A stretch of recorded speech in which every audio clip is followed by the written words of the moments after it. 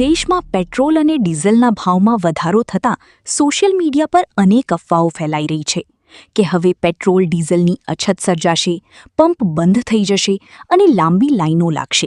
પરંતુ હકીકત કંઈક અલગ જ છે.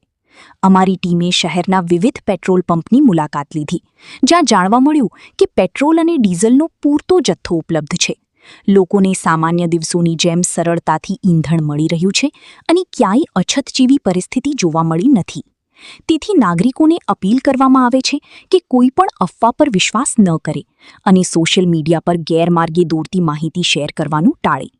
અફવાઓના કારણે અનાવશ્યક ભીડ અને ગભરાટ ફેલાય છે. સત્તાવાર માહિતી પર જ વિશ્વાસ રાખો અને શાંતિ જાળવો. મારું નામ ચિરાગ ભીમાણી, પુરાણી પેટ્રોલિયમ, મોતી તળાવ, ભાવનગર. ચિરાગભાઈ, વાત કરવામાં આવે તો અત્યારે પેટ્રોલ ડીઝલની બહુ અછત છે. અહીંયા તમારે અત્યારે કેવી છે? અમારે તો બધું નોર્મલ રૂટિન પ્રમાણે આવ્યા રાખે છે માલ, અને કોઈ એવું તો છે નહીં. અમારે ઇન્ડિયન ઓઇલ કોર્પોરેશનનો પંપ છે, IOC નો, અને અમને રેગ્યુલર માલ મળે છે અને અમે રેગ્યુલર વેચીએ છીએ માલ. અહીંયા કેવી લાઈનો કે એવી કોઈ? ના, એવું નોર્મલ છે અમારે બધું. જે રીતે રૂટિન હાલતું હોય એ રીતે છે અમારે.